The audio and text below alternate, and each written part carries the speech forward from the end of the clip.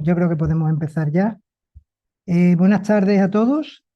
Agradeceros desde luego los que estáis, agradeceros a todos vuestra disposición a asistir, pero principalmente a los que estáis de forma presencial, porque sé lo que es el desplazarse o el venir al colegio a, bueno, escuchar un rato pues lo que yo os pueda contar. eh, y,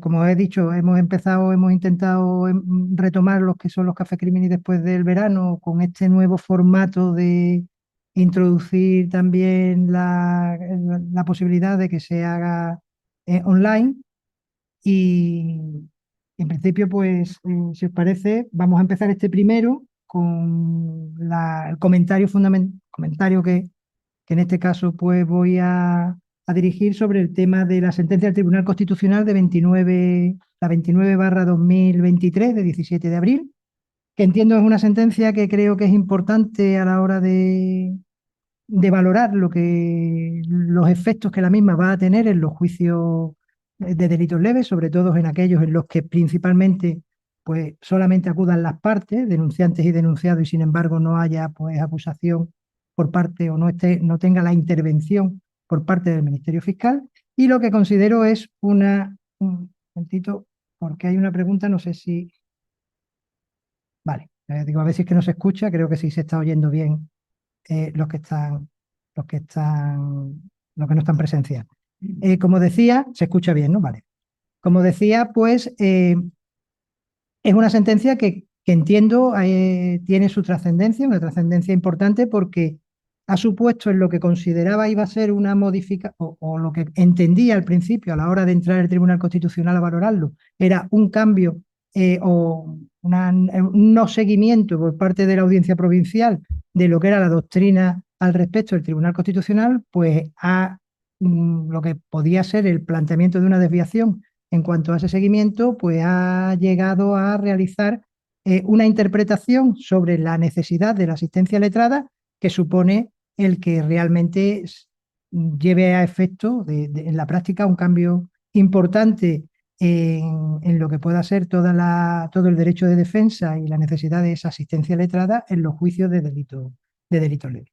Si os parece, creo que lo mejor es ver para que podamos hacernos un poco el caso de estripar lo que es la sentencia, sea a lo mejor reiterativo para quien lo haya podido leer, pero para ponernos un poco en los antecedentes del caso y comprobar cómo se ha producido esa evolución.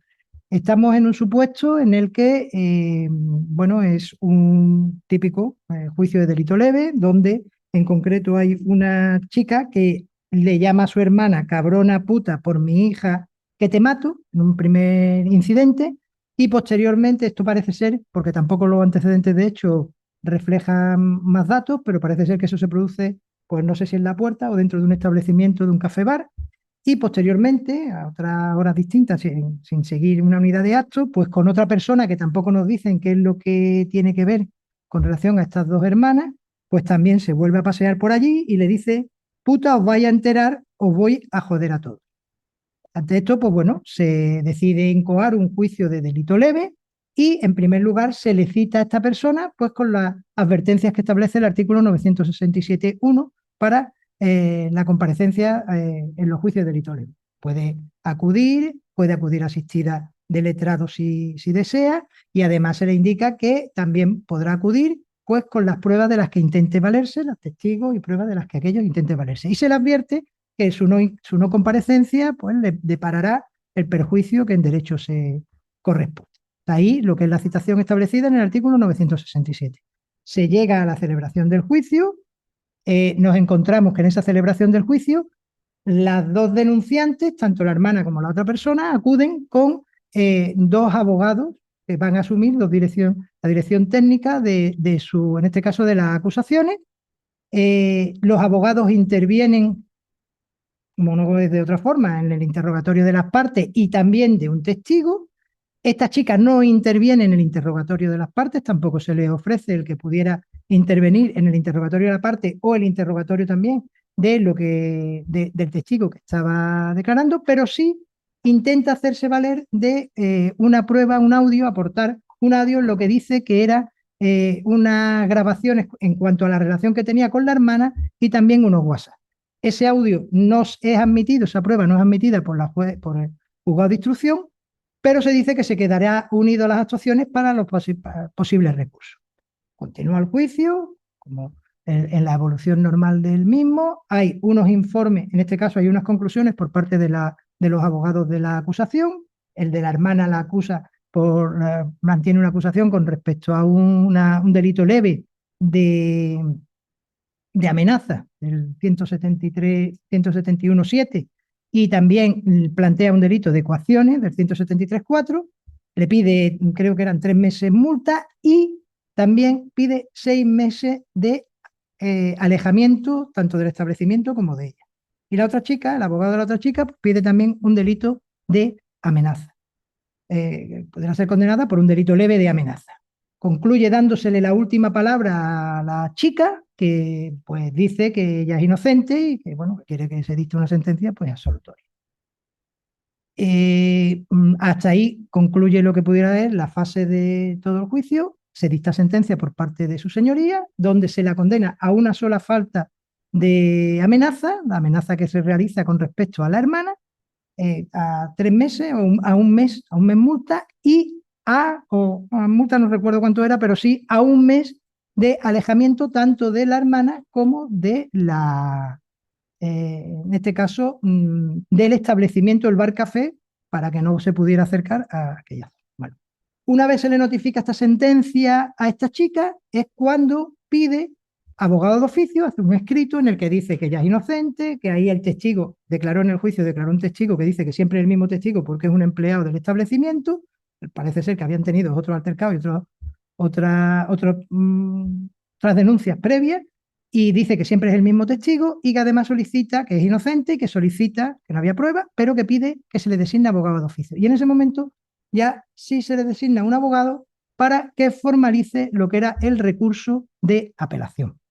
Este abogado se basa en el recurso de apelación, lo plantea pues teniendo en cuenta, hace 2 peticiones. Una es la nulidad de juicio, pero pide la nulidad de juicio en lo que considera la vulneración del derecho de defensa, la tutela judicial efectiva en relación al derecho de defensa, pero el derecho de la autodefensa.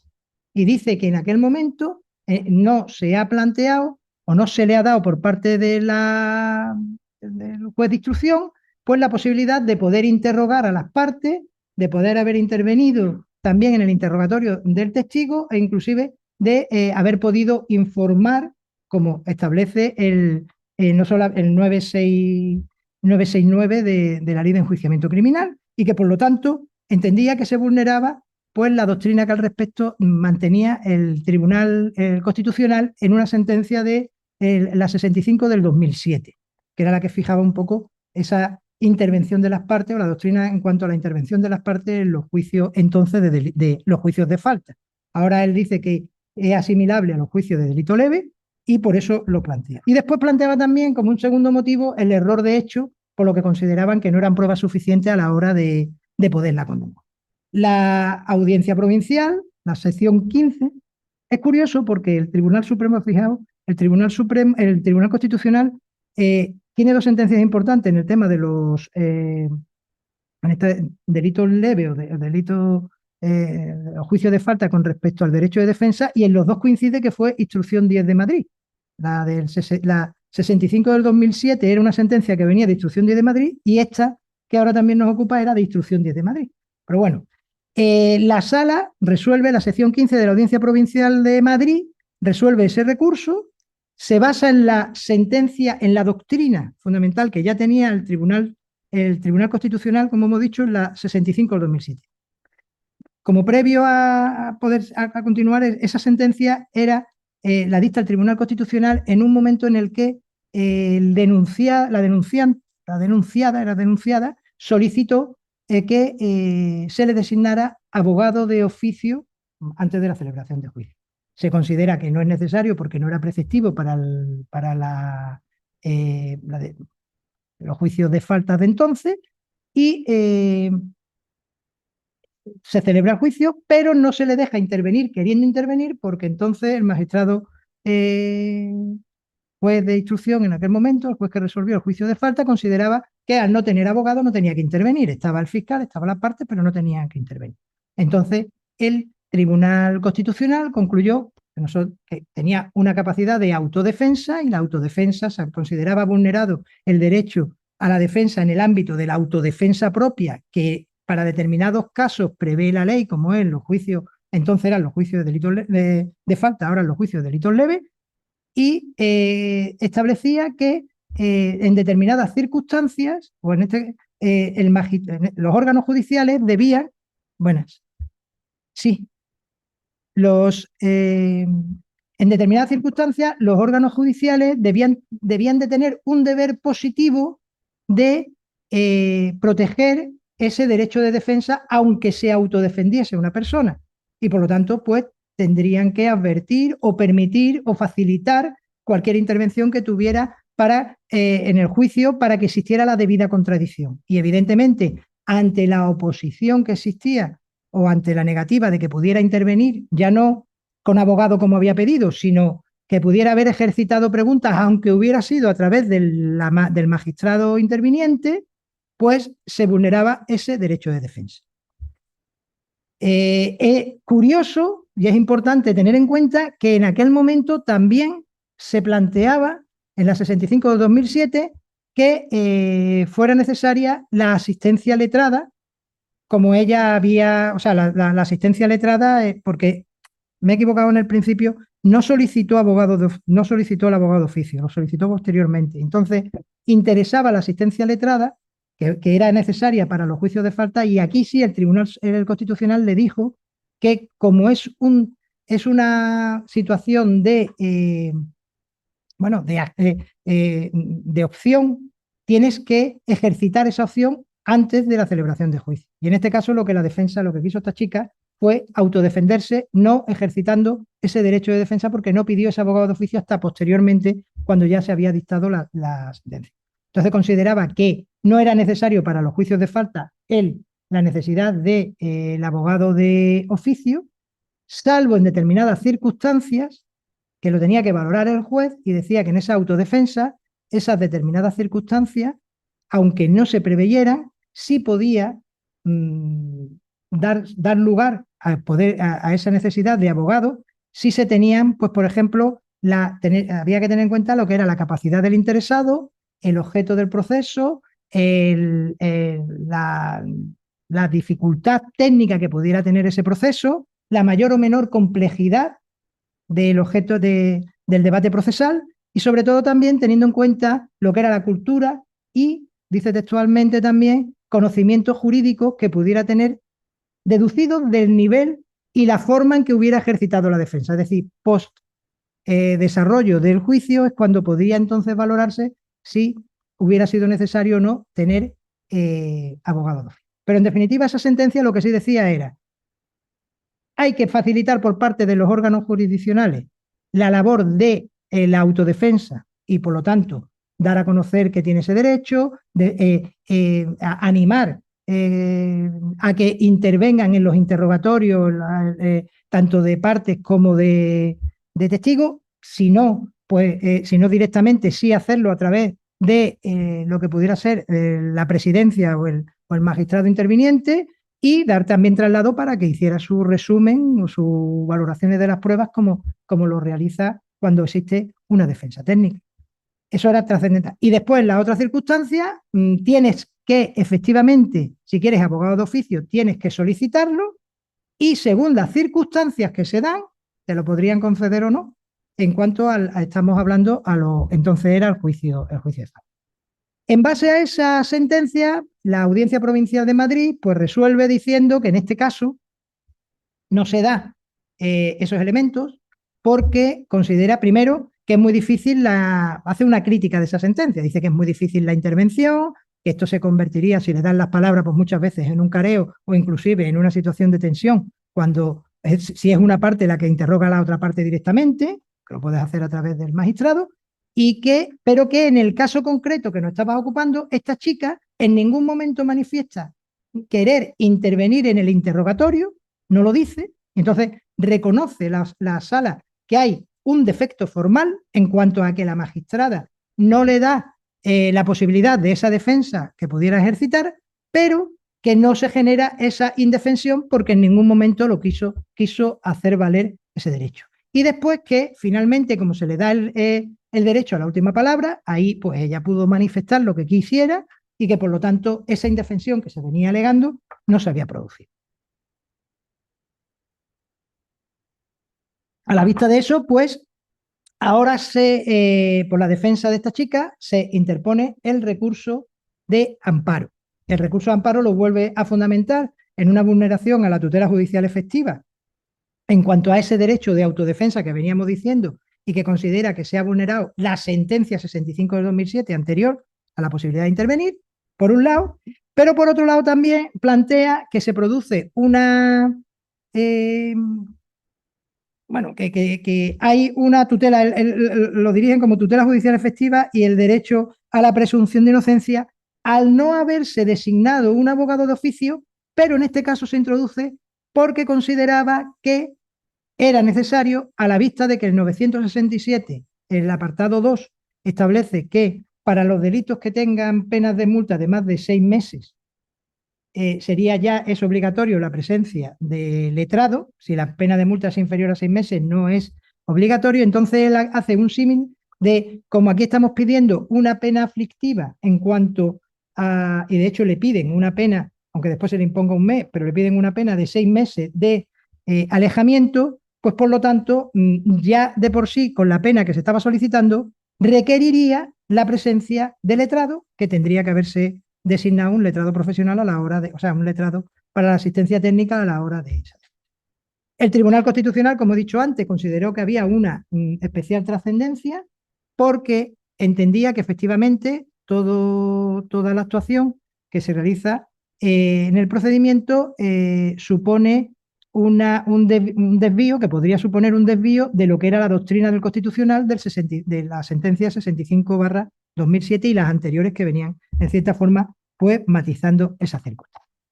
Y dan traslado al fiscal y el fiscal apoya el recurso, pero precisamente en el tema de la necesidad de la asistencia letrada por el tipo de pena que se estaba solicitando en cuanto a la orden de alejamiento, ¿no? Bueno, con todo esto, pues entra el Constitucional a resolver, hace 4 apartados distintos en la sentencia.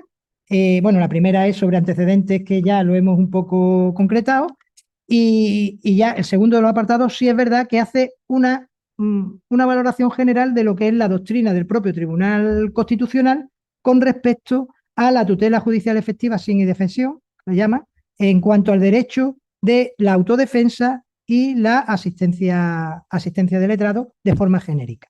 Ahí nos dice que en ningún momento puede producirse una indefensión y que se debe respetar el derecho de defensa contradictoria para poder hablar de la existencia de un juicio justo, que los órganos judiciales, como estaba diciendo anteriormente, deben tener un especial esfuerzo, sobre todo en el derecho de la autodefensa, a fin de preservar que el derecho de defensa preservar el derecho de defensa en un proceso con todas las garantías, ofreciendo a las partes el derecho de defensa contradictoria mediante la oportunidad de alegar y probar procesalmente sus derechos o intereses que tengan, y es para todos. Había un tema también que el fiscal apoyaba, que era el decir, la doctrina que tiene el Tribunal Constitucional la emitió cuando estaban los juicios de falta, ahora solicitamos que esa misma doctrina pues también sea de aplicación a los delitos leves. Y aquí el Tribunal Constitucional dice que efectivamente la modificación prácticamente viene a ser en cuanto a la tramitación la misma, y por lo tanto se mantiene que esa misma doctrina y ese derecho de defensa, de autodefensa y asistencia letrada, tal y como lo concebía el Tribunal Supremo, el Tribunal Constitucional, pues se debía de mantener también para los delitos leves, y todo ello es exigible tanto para la autodefensa como para la asistencia letrada. El deber de poder contradecir, el considerar que si no existe esa contradicción, pues desde luego no existe un juicio justo. Una cosa que en cierta forma pues lo veíamos un poco genérico. Y en el apartado siguiente donde el Tribunal Constitucional sí ya empieza a hacer matización. Entonces ya nos habla sobre, porque sí va a valorar si aquí en los dos motivos que se aducían, uno en cuanto a la autodefensa, la vulneración de la autodefensa, la doctrina que venía con relación a la autodefensa y la necesidad de asistencia letrada, nos dice el Constitucional. Bueno, primero vamos a resolver la necesidad de asistencia letrada, porque si es necesario el abogado, no voy a entrar en si se ha vulnerado o no el derecho a la autodefensa, porque ya de principio generaría la nulidad de juicio y por lo tanto la necesidad de que en este juicio hubiera estado un abogado.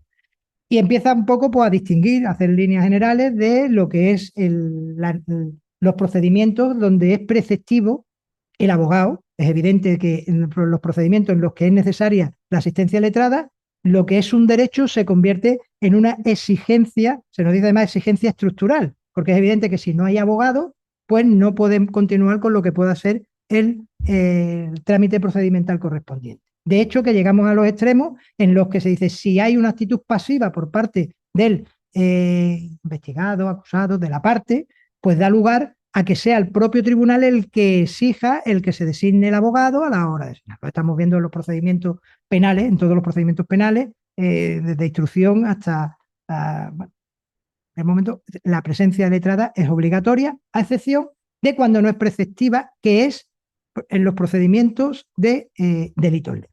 Y entonces nos dice, en esos procedimientos que no es preceptiva, la garantía de la asistencia letrada no decae como un derecho de defensa. O sea, el derecho de defensa sigue siendo un derecho a hacer valer dentro de todo el proceso, la tramitación del proceso. El derecho de poder comparecer no obliga, lo que nos dice, no obliga a activar personalmente, sino que faculta para elegir la autodefensa o la defensa técnica.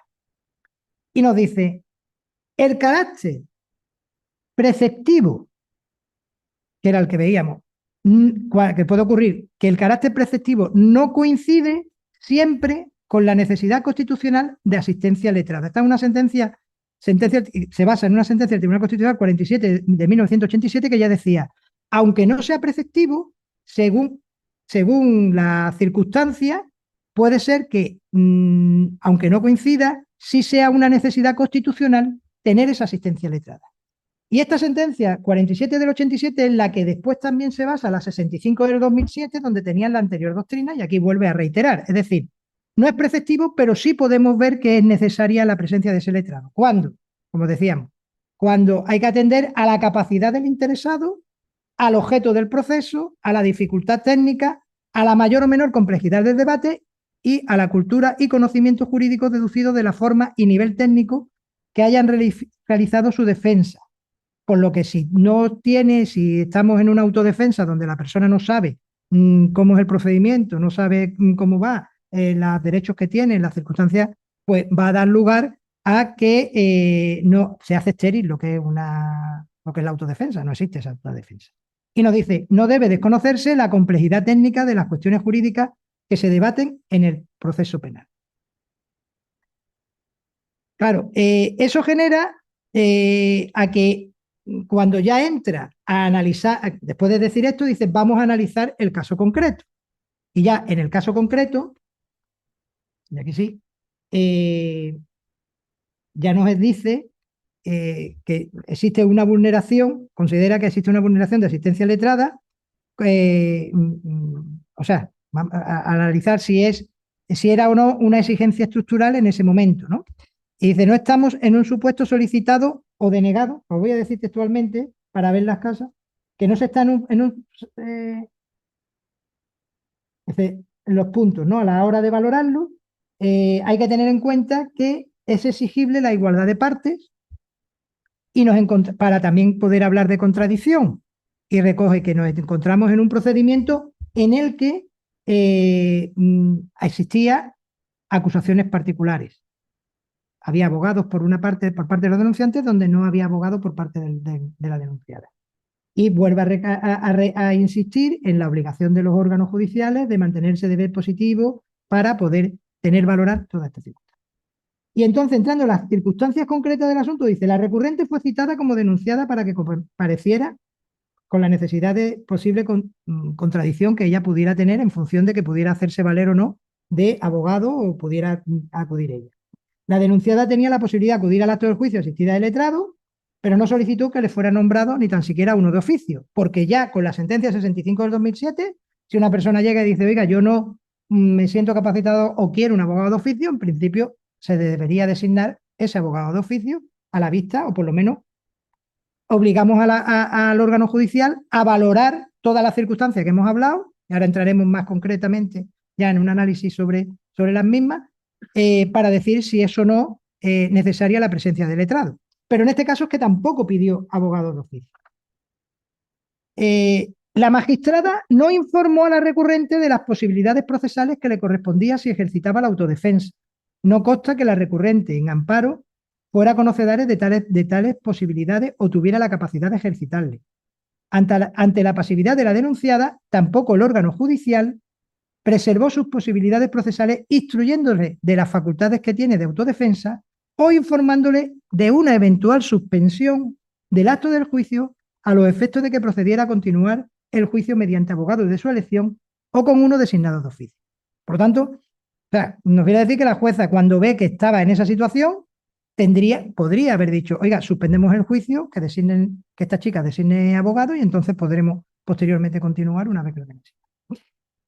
De la actuación de la recurrente en amparo en el acto de la vista y del contenido de la instancia se cumplimentó de modo manuscrito para solicitar el nombramiento de abogado para recurrir en apelación. No resulta que fuera consciente de ese desequilibrio procesal en el que se celebró el acto del juicio.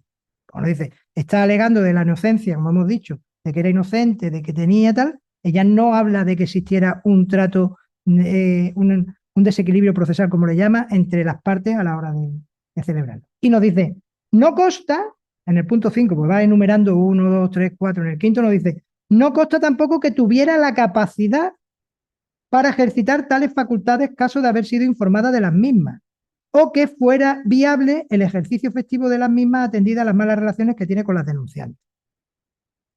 Este tema es importante, después lo tocamos. No consta la capacidad que tuviera para ejercitar tales facultades. Complicado. La denunciante de amparo se enfrentaba a una acusación por delito leve en el que una de las penas que se le podía llegar a solicitar a imponer alcanzaba la condición de pena menos grave, como la que fue solicitada por las acusaciones de 6 meses de prohibición de aproximarse. El carácter facultativo, especialmente aflictivo y diverso que contenido de estas penas privativas de derecho a la que se enfrentaba, da lugar a la posibilidad que pudiera acordar el control de estas medidas a través de colocación de medios electrónicos y tal, pues un elemento o factor a tener en cuenta. Antes, cuando estaba resolviendo en la parte Tribunal Constitucional, inicia y habla sobre la resolución de la preceptividad de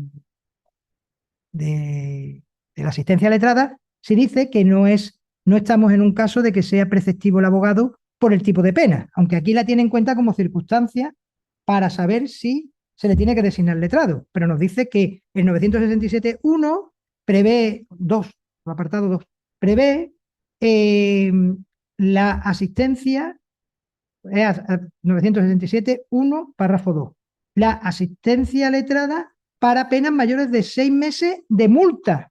Y nos dice, oiga, esto será una privación de derecho, que puede ser una pena aflictiva, pero legalmente se ha establecido que exista o que sea obligatoria la asistencia letrada a partir de penas o de delitos que puedan tener penas asociadas de más de 6 meses multa. Por lo tanto, aunque primeramente dijo que no era una necesidad, o no estaríamos ante la necesidad por ley de poner, de que tuviera que intervenir un letrado, ahora lo tiene como circunstancias también para valorar el caso concreto a la hora de designar abogado. Y nos dice, el concurso de todas estas circunstancias determinaban la necesidad de evitar que se produjera indefensión de la recurrente en amparo, de tal modo que frente a una acusación técnica debe garantizarse en este caso también una defensa técnica, máxime cuando en el juicio no intervino a fin de equilibrar de algún modo lo que nació desequilibrado el Ministerio Fiscal, cuya función constitucional es la de promover la acción de la justicia en defensa de la legalidad de los derechos de los ciudadanos y del interés público tutelado por la ley. Por lo tanto, dice, se confirma la falta de asistencia letrada, lesionó el principio de igualdad de partes y el derecho a contradicción. Después continúa diciendo que el momento inicial para designar abogado, porque también una de las cuestiones que se discutía eran si era ya al final, cuando ya sabía la petición de pena. Claro, el letrado decía, hasta que yo no sé la petición de pena, si me van a pedir la pena de alejamiento o pues entonces no puedo, y decía que no, que el momento en todo caso sería al principio, pero que tampoco es el momento en el que se debe de valorar todas las circunstancias y la necesidad de asistencia letrada es al principio. Pero fijaros que aquí nos dice que cuando estás valiéndote de una defensa técnica, para que no exista ese desequilibrio y no está interviniendo el Ministerio Fiscal, es necesaria la intervención de las. Esto es un poco el resumen de la sentencia que entiendo cambia de forma importante, bajo mi punto de vista, lo que es todo el sistema, fundamentalmente porque ha convertido algo que no era preceptivo, que era la intervención letrada, en algo preceptivo en función de lo que pudiéramos entender.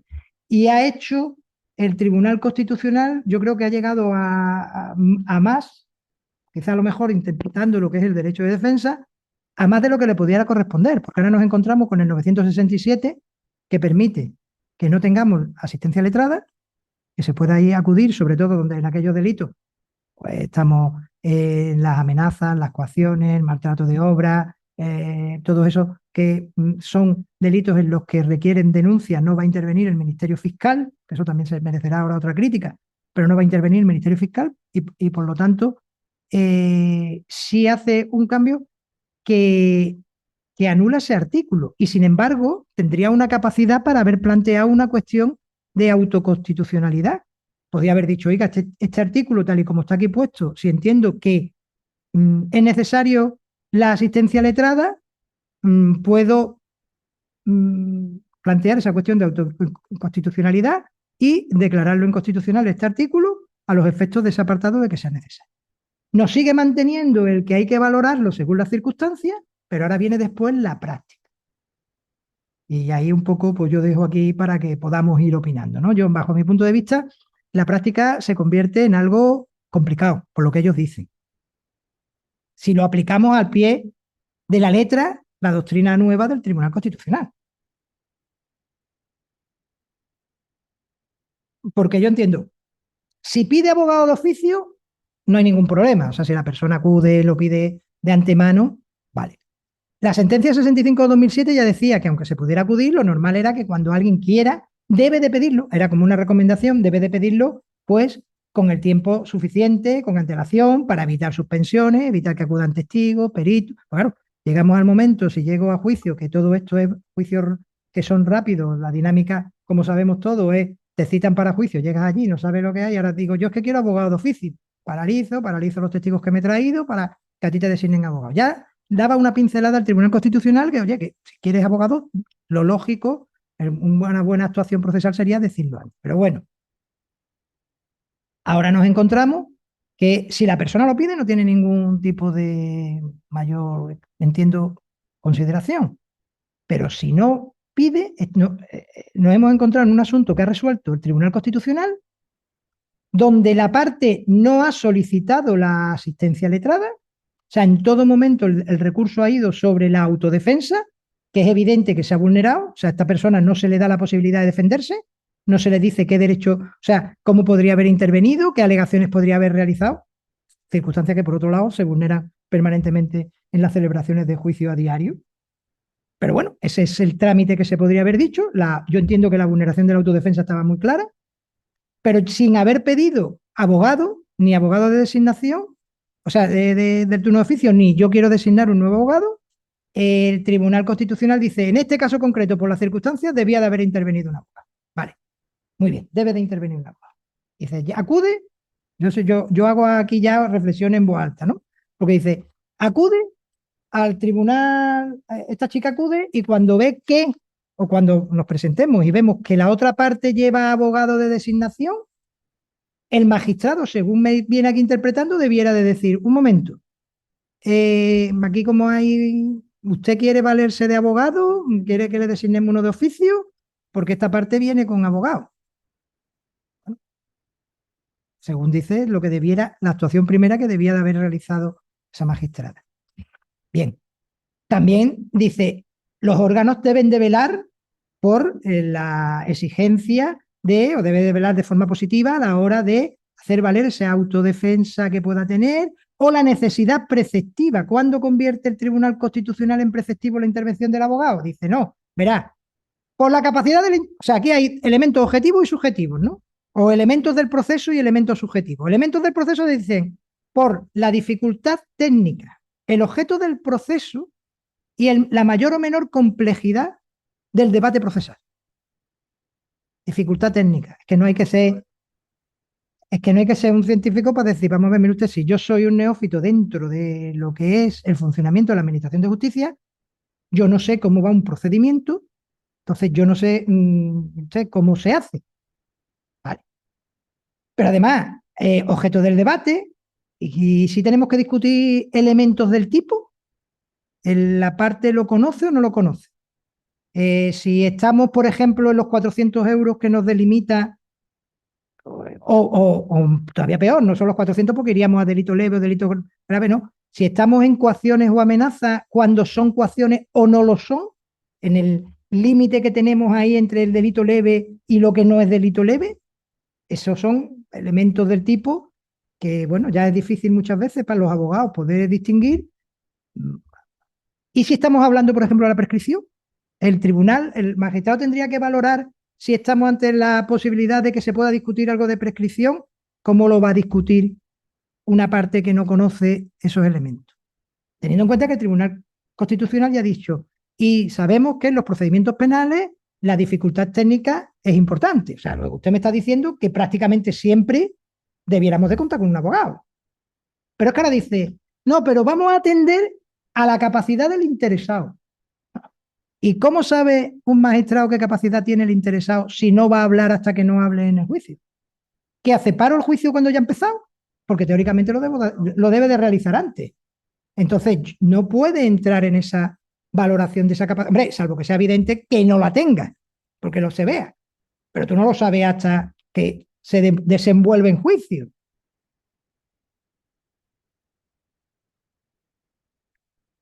Y a lo mejor necesitamos...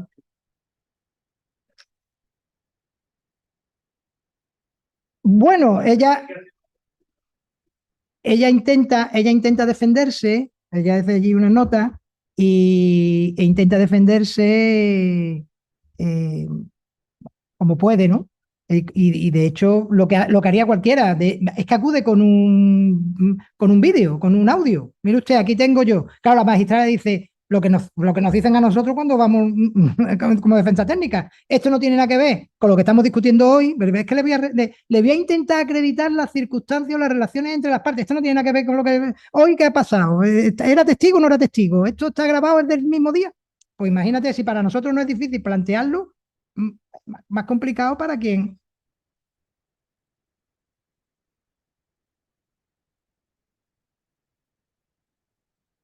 Espera un momentillo, vamos a coger el micrófono porque yo creo que desde la...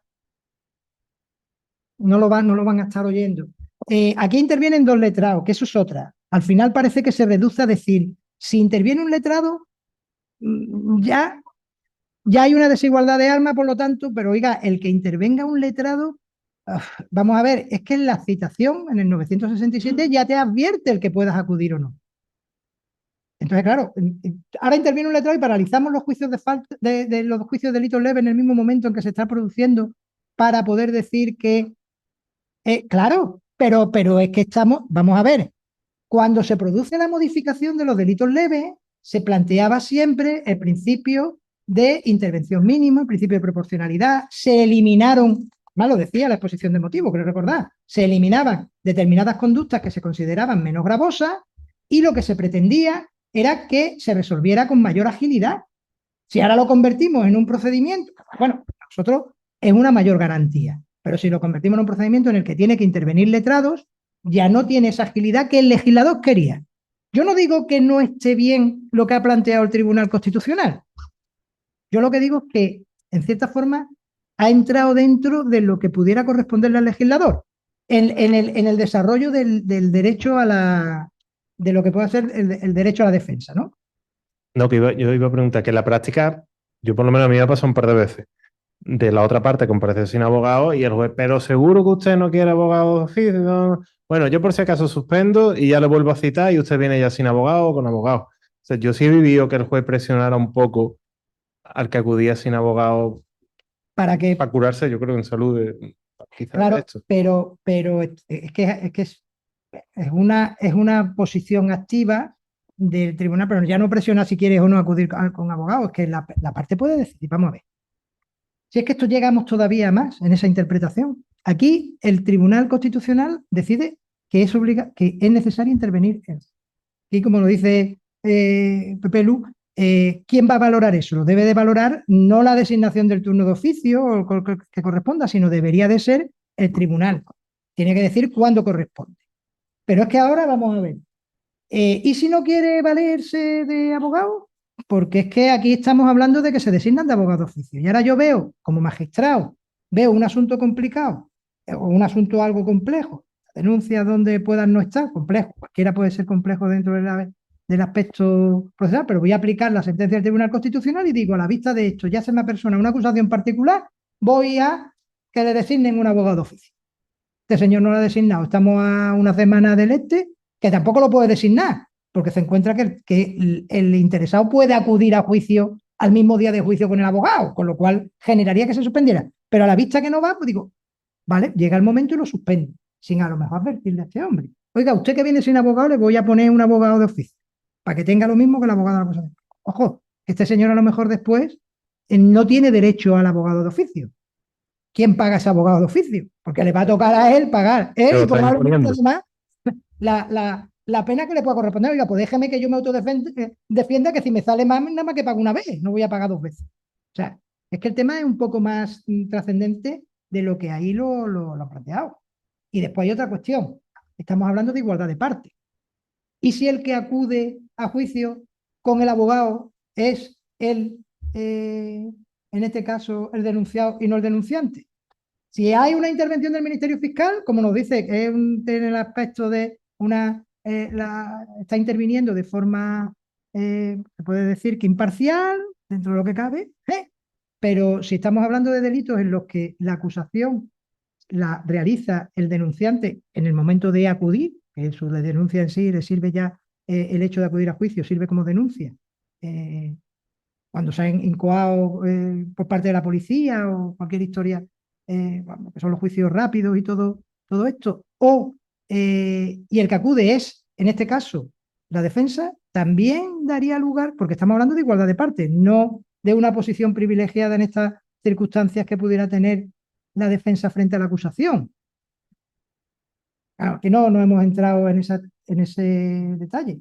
Igual que se nos dice, bueno, está interviniendo el Ministerio Fiscal, que después en la mayoría de los casos nos vamos a encontrar que quien nos mantiene la acusación no es en ese principio de independencia, de imparcialidad que se supone que pueda tener el fiscal a la hora de verlo, sino que el fiscal va a mantener una acusación en función de lo que se encuentra en ese momento sin haber hablado ni con ninguna de las partes, y en esas circunstancias no va a tener el denunciado el mismo derecho a poderse valer de una asistencia letrada, que también es profesional, a que la acusación la ejerza un abogado particular, porque la situación del denunciado es la misma.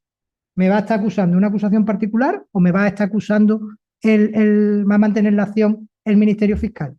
Porque en esos casos no va a contar también con la presencia de un letrado, porque no va a tener que contar con la presencia de un letrado. Es complicado, la situación es complicada, pero la realidad es esa. O sea, la realidad ahora es que el sistema en cuanto a la celebración de los juicios de delito leve ha cambiado.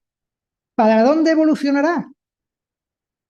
Pues no lo sé, pero en principio mañana a mí me llega que me han llegado en distintas ocasiones por el turno de oficio la posibilidad de impugnar recursos de apelación contra sentencia. Lo primero que tendré que ver es, a ver, ¿ha usted defensa? Hay una acusación, espera, la sentencia 29/2023, usted, que es que esta chica tenía aquí, no estaba en igualdad de armas. Y ahora veremos si dentro de la celebración de juicio se ha podido autodefenderse o no. Porque fijaros, estábamos con la circunstancia subjetiva. Pero es que la última que pone como circunstancia subjetiva, también el constitucional, que algunas veces no sé dónde anda, que es lo del tema de, y según la cultura y el conocimiento jurídico que tenga en función del nivel y la forma técnica que haya asumido la defensa. Eso estaba bien en la 48 del 2000, del 88 y en la 65 del 2007, las dos sentencias, porque estaba post celebración de juicio valorando si había o no asumido defensa, cómo se había defendido, cómo lo había llevado la defensa. Pero si ya lo que tú me estás planteando es que antes del inicio de juicio vayamos a valorar si es necesaria la presencia del letrado, yo cómo sé el conocimiento jurídico, estamos como en la capacidad, conocimiento jurídico que tiene la persona o conocimiento o la cultura dentro de ese aspecto que pueda tener a la hora de poder autoasumir la defensa. ¿Y qué pasa con los delitos? ¿Qué pasa con el apartado del... Yo ya estoy aquí lanzando preguntas así un poco...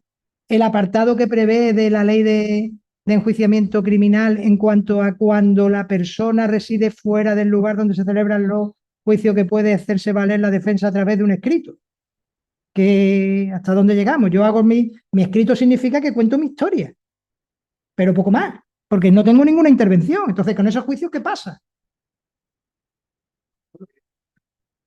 Sí, el que cuando tú estás, no, es una posibilidad que prevé, que prácticamente, bueno, ya no se hace, pero cuando tú no resides dentro del ámbito de la jurisdicción donde se está celebrando el juicio, tú puedes asumir la defensa haciendo un escrito de alegaciones, dando el escrito de alegaciones. Claro, mi escrito de alegaciones va a ser: yo no he sido porque yo no hice, pero yo no sé qué juicio, o sea, qué pruebas ha habido, cómo ha habido, qué intervengo, qué... Entonces, claro, si me estás diciendo que es necesaria, pues estos juicios también tendríamos esa circunstancia. Entonces, pues es un poco... coge el micrófono. ¿Estas modificaciones o esta interpretación en materia de costas tiene alguna repercusión? Es que no hay costas, Pero bueno, claro, pero es que, no hay costas, claro, en el delito leve no hay costas, pero como ya hay... no hay costas. No hay costa, es que no hay costa, es que aquí ha generado, pero es que es tan sencillo como que yo mañana voy a juicio y le digo: no, yo, verá, es que a usted, como veo las circunstancias, viene con una acusación, le pongo un abogado. Es que yo no quiero la... No, es que es que el Tribunal Constitucional me ha dicho ahora que es preceptivo, que yo no le voy a degenerar. Hombre, yo entiendo que si insisto en que no lo quiero, no me lo pondrán, porque ya quedará constancia que yo no quiero abogado. Pero claro, en principio sabemos cómo funciona este tema. Usted viene, usted quiere o no. ¿Usted quiere designar abogado? Yo no tengo abogado. ¿Le designamos un abogado de oficio? Se le designa un abogado de oficio. No, es que yo tengo, ya que me lo van a designar, voy a llamar a uno mío. Sí, sí, bueno, y puede, y teóricamente tendría que parar. O sea, cuando estamos hablando de, no es que se suspenda el juicio para que te designen un abogado de un oficio, es que yo voy a un juicio pensando que me voy a defender, y si me encuentro que hay una defensa técnica, según me dice esta sentencia, pues veríamos, diga, mire usted, yo ya no me siento capacitado de asumir la defensa, de plantear preguntas, en función de que hay otra acusación y el nivel de, como nos dice, la igualdad de partes y la contradicción, pues parece que quedan desequilibradas. Verá, yo quiero venir mañana con mi abogado y yo entiendo que hay que suspender. Que venga usted mañana. Pero ¿y si no voy?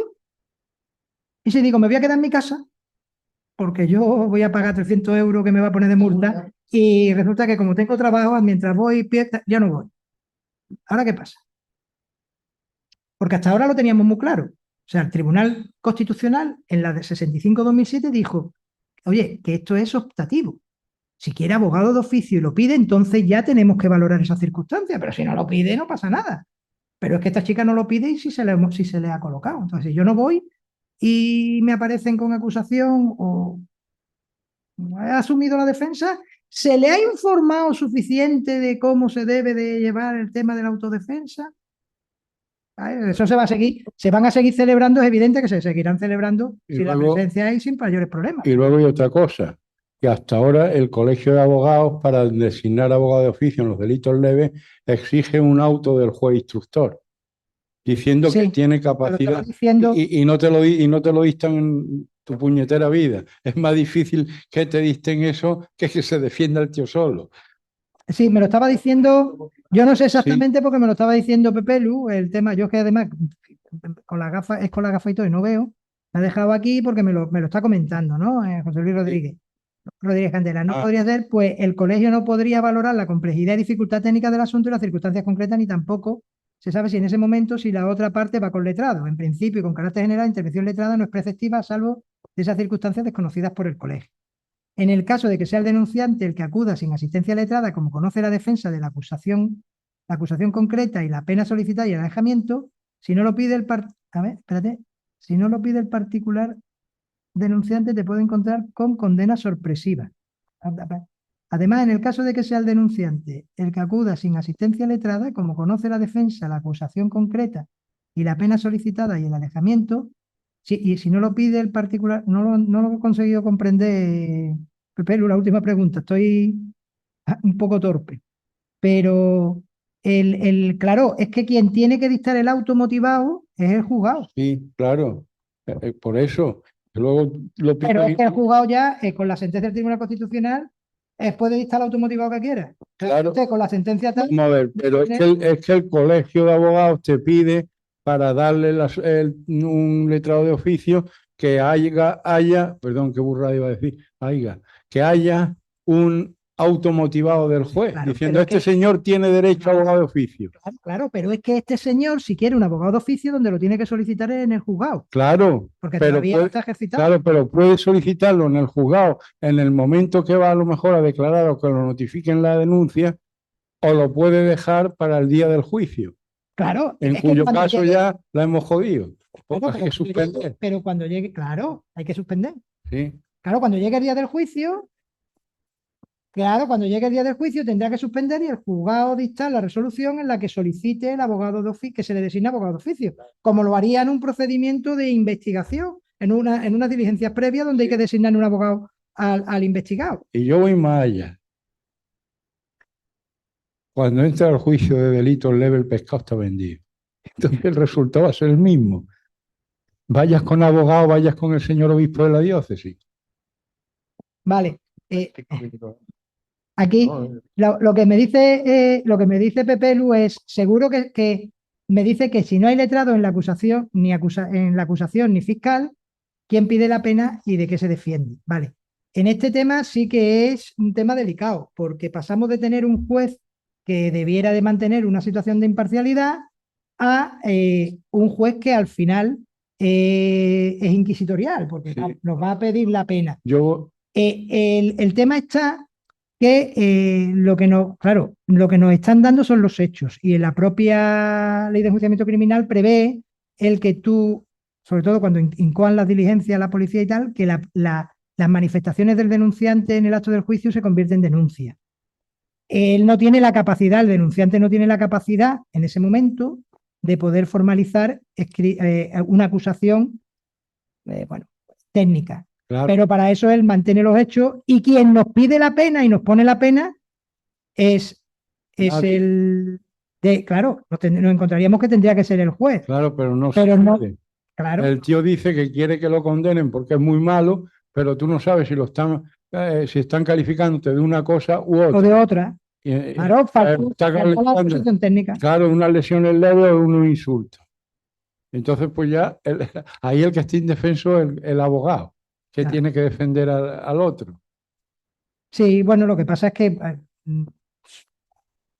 la práctica lo que hace es que es el magistrado, en este caso el juez de instrucción, quien... Yo Si he los hechos son muy claros, si no son muy claros, yo tenemos he un problema. defendido así a pelo, ¿eh? Claro, no. El tema de la indefensión que te genera el no saber. Por eso, cuando hablamos de la necesidad de letrada, de asistencia letrada, no solamente estamos hablando con esta interpretación en la defensa, es que también nos la encontramos en la acusación. Porque es esto.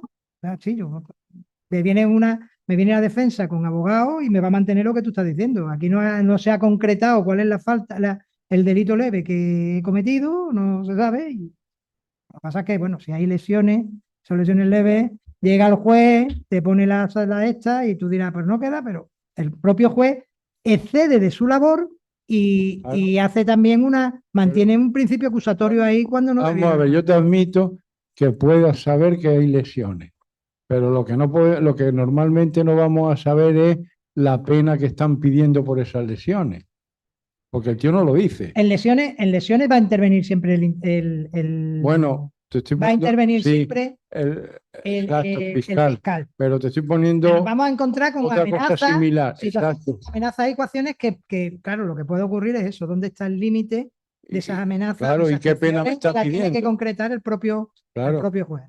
sí. Sí. No, Paco, te quería comentar, se puede renunciar. ¿El qué? ¿La persona puede renunciar a que se le nombre abogado o al derecho a nombrar abogado? Porque sobre todo, si no me van a reconocer asistencia jurídica gratuita y voy a tener que pagar los honorarios del abogado, aunque se produzca incluso esa desproporción entre ambas partes, puesto que no es preceptiva la asistencia letrada, yo podría renunciar, ¿no? Bueno, hombre, se supone que debería de renunciar porque en principio O no hacer uso del las derecho, líneas de otra generales, forma. vamos a ver, las líneas generales nos dicen que el delito leve, los juicios de delito leve, no es preceptiva la intervención del Estado. El problema es que llevado a la última, al último extremo de esa interpretación, y aquí hay un magistrado hay un artículo de un magistrado de instrucción de Córdoba que así lo entiende también, llevaba, porque es que además lo que dice el Constitucional, llevaba la última interpretación al último extremo, si lo que no era preceptivo lo he convertido en preceptivo, me da igual que tú renuncies o no renuncies. Es que te tengo que designar abogado. Hombre, si tú, vamos a ver, supongo que si llega el momento de juicio, le dice, oiga, vamos a suspender, usted tiene derecho a... No, yo quiero defenderme yo. Entonces tú tendrás ya la capacidad como para seguir. Ya como juez, yo valoro que tú tienes la capacidad para seguir para adelante porque quieres seguir. Ahí ya empezaríamos al ejercicio de la autodefensa. ¿Usted qué quiere preguntar? ¿Usted qué quiere, que tiene alguna prueba? ¿Usted qué quiere informar? Yo le estoy advirtiendo de que, bueno, que tiene ahora la posibilidad de hacer las preguntas que usted considere a este testigo. Ahora, eso ya es lo que suponemos que va a ser la lógica. Y otra cosa que se me ocurre es, como algunas de estas sentencias anteriores están basadas con los juicios de falta, las faltas no generaban antecedentes penales, pero en cambio los delitos leves sí. Entonces ese es un salto Tiene cualitativo un mayor importante, trascendencia. tiene mucha más trascendencia. Por una eso, condena ahora. por eso el objeto del debate es importante. Cuando dicen, no, el objeto del debate es valorarlo. Si utilizamos los parámetros del Constitucional, que dice dificultad técnica, objeto del debate, y mayor o menor complejidad de lo que pueda ser el debate procesal, ¿no? Objeto procesal, el objeto procesal y mayor o menor complejidad del debate procesal, es evidente que una trascendencia que tiene un juicio de delito leve que te está generando antecedentes penales, que no es cualquier tontería. Entonces, eso tiene una trascendencia, que es lo que viene diciendo el Constitucional. Los procedimientos penales en líneas generales tienen su trascendencia, su dificultad técnica. Si a eso le añadimos que cualquier objeto, cualquier circunstancia, ya sí. Hola, yo tengo una pregunta con relación de la de él, y porque él preguntó si puede renunciar a su derecho.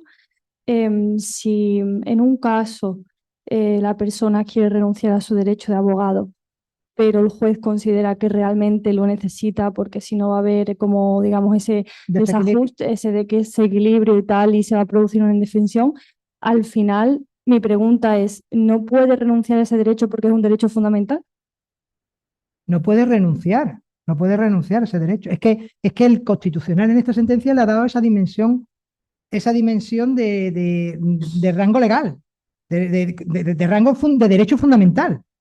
Claro. Y ha dicho, esto no era preceptivo, pero en determinados casos sí es preceptivo. Si estamos en ese determinados casos, oiga, no me puede renunciar. Claro, entonces no puede renunciar aunque él no quiera. El juez tendría que decir, no, se necesita un abogado y ya está. Es que usted tiene que venir con abogado, o se lo trae particular o le voy a designar uno de oficio. Vale. Hombre, eso es muy extremo porque yo no veo un juez de instrucción diciendo en un juicio de delito leve, usted o te trae el abogado, o si no, yo no lo veo. Pero es que la sentencia del Constitucional señala eso, ¿eh?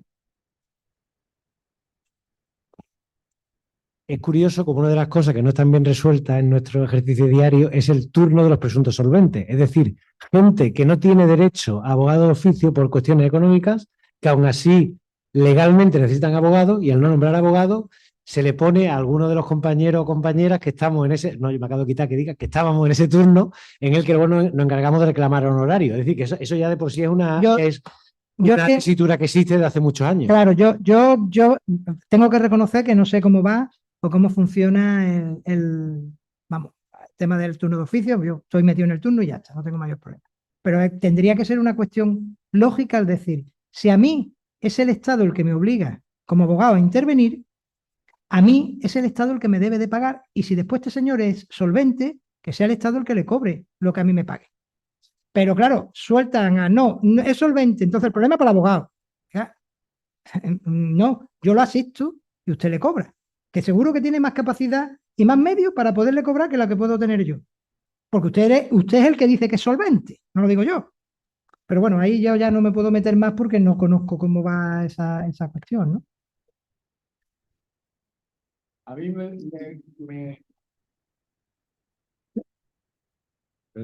Mira, a mí me nombran un señor de oficio y luego me notifican que no le han aprobado el beneficio de la justicia gratuita.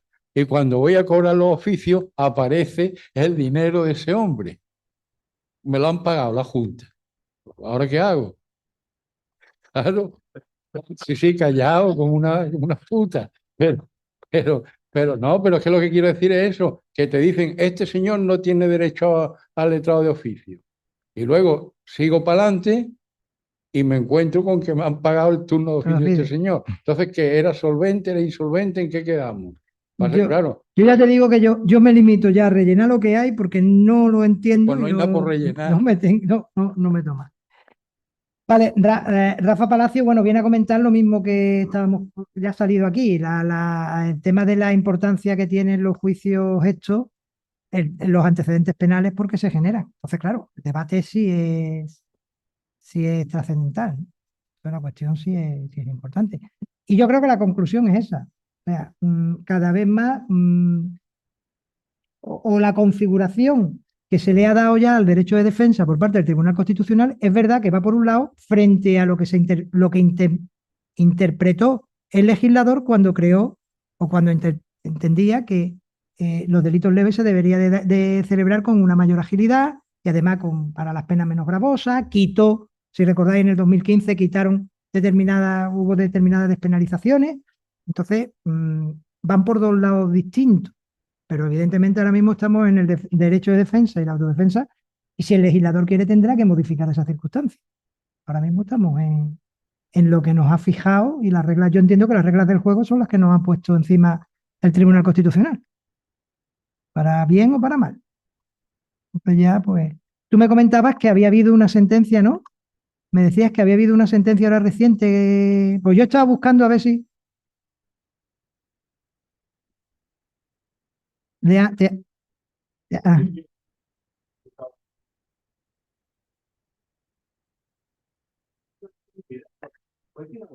claro, fue sin abogado. Es que es la aplicación de la doctrina. La tenemos tal cual. Claro, es la aplicación de la doctrina. Bueno, pues si no hay más, parece que no hay más preguntas, no tenemos más, pues daros las gracias por haberme aguantado el tostón de leeros, de mal leeros, porque encima me he equivocado 14 veces, pero bueno. Deciros que el día 16 de octubre tenemos previsto también otro Café Crimen, en este caso lo va a dar Rafa Palacio, con respecto a una sentencia del Tribunal Supremo y la regulación bueno, hasta dónde llega el derecho de corrección de los padres dentro del límite en el ámbito penal. Y tenemos previsto organizar, sobre todo para los que puedan estar interesados, organizar a partir del 18 de noviembre hasta finales de diciembre un curso, me parece que son 30 horas, sobre lo que es asistencia jurídica al detenido, al investigado y los delitos más comunes que podemos ver dentro del juzgado de guardia, lo que nos podemos encontrar. Es un curso extenso, ya os digo que me parece que sobre unas 30 horas, ¿sí? Ya hubo uno, ya está también un poco, pues, desarrollo ese, perfilado tocando un poquito más, un par de cosillas nuevas, y viendo lo que es. Y bueno, daros las gracias por aguantarme, ¿eh? A vosotros y a los que están ahí.